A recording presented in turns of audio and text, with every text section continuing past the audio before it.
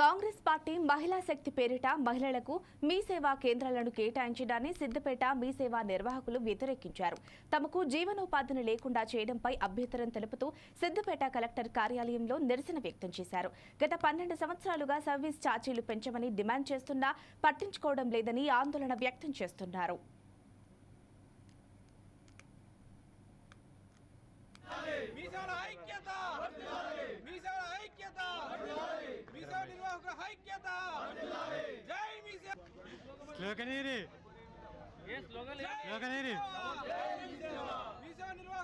జిల్లా మీసా నిర్వాహకులమైన మేము గత 12 సంవత్సరాల నుంచి ప్రజలకు ప్రభుత్వానికి వారధిగా ఉంటూ సేవలను అందిస్తున్నాము.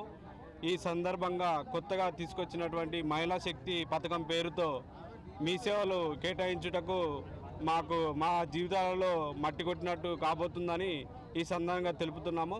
అలాంటి మీ సేవలు రాకుండా చూడగలరని రేవంత్ సర్కార్ను కోరుతున్నాము.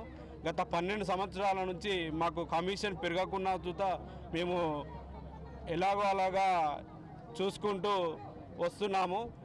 కమిషన్ పెంచకపోయినప్పటికీ మా జీవితాల్లో మన్ను కొట్టకుండా చూడాల్సిన పరిస్థితి ఏర్పడుతుంది.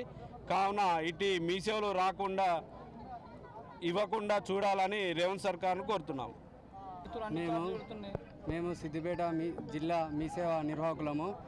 గత 12 సంవత్సరాలుగా మీ సేవలు నుండి ప్రభుత్వానికి ప్రజలకు మధ్య వారధిగా పనిచేస్తున్నాము. దాదాపు 10 సంవత్సరాల నుండి మా మీ సేవ యొక్క కమిషన్లను ఇంతవరకు ప్రభుత్వం పెంచలేదు. 10 సంవత్సరాల కింద మా మీ సేవ సర్టిఫికేట్ స్టేషనరీ ధర రూపాయి 10 పైసలు. ఇప్పుడు అదే స్టేషనరీ ధర ₹2.13 పెరిగింది. కానీ మా మీ సేవ కమిషన్లు మాత్రం 10 సంవత్సరాలుగా పెరగడం లేదు. అలాగే మా యొక్క కరెంట్ బిల్లులు, నెట్ బిల్లులు, సెంటరు కిరాయిలు మాత్రము రెట్టింపు అయ్యాయి. కావున మా యొక్క కమిషన్లను పెంచి ఈ ప్రభుత్వం మమ్మల్ని ఆదుకోవాలి. అలాగే నూతన ప్రభుత్వము మహిళా శక్తి పథకం ద్వారా ప్రతి గ్రామాన మీ సేవా సెంటర్లను మంజూరు చేస్తుంది. ఈ మీ సేవా సెంటర్లను మంజూరు చేయడం వల్ల మా యొక్క మీ సేవ కుటుంబాలన్నీ రోడ్డున పడడం జరుగుతుంది. కావున ఈ యొక్క మీ సేవా సెంటర్లను మహిళా శక్తి సెంటర్లను ఆపాలని కోరుచున్నాము.